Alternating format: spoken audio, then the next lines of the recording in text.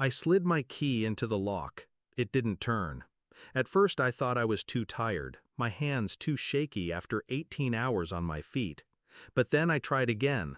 The lock had been changed. The porch light flicked on.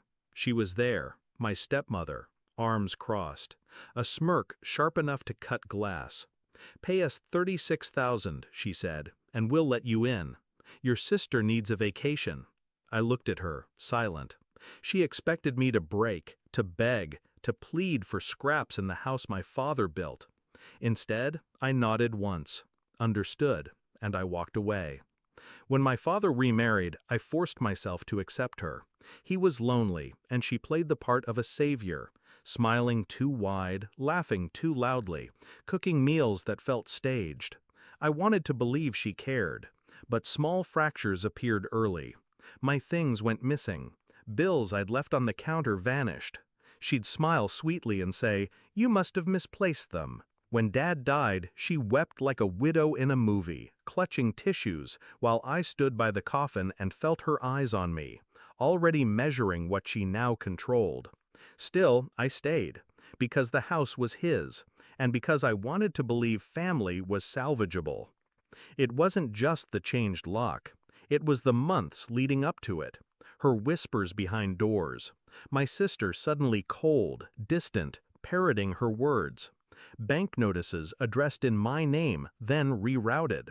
She wanted me out of the house, out of the picture. And then came her ultimatum. $36,000, dangled like ransom money, for a home I already owned half of.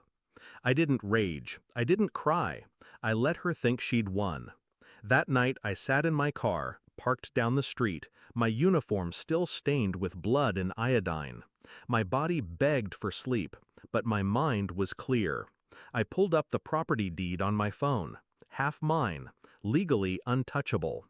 I scrolled through bank records, payments she'd been making with Dad's estate money, not for bills, for cruises, spas, luxuries, all traceable, all taxable.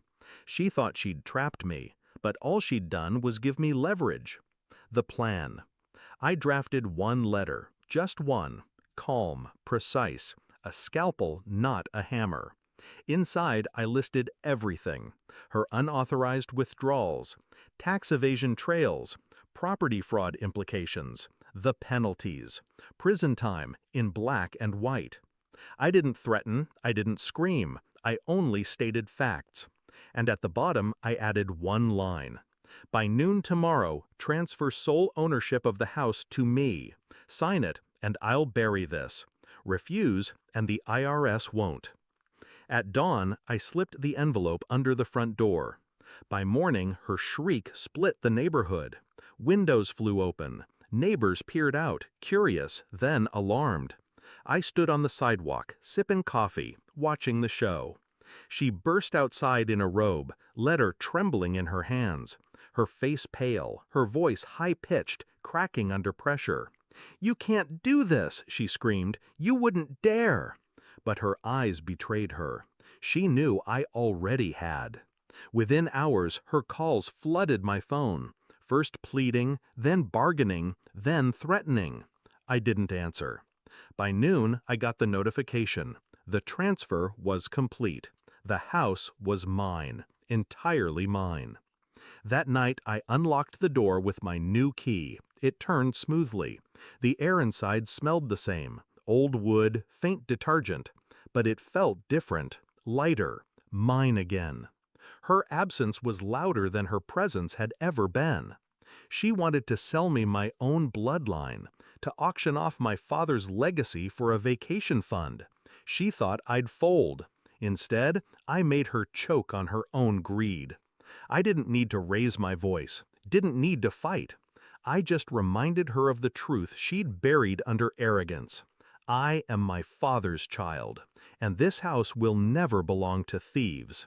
So when I tell you I walked away that night and said only one word, understood, what I meant was, your game is over. Mine has just begun.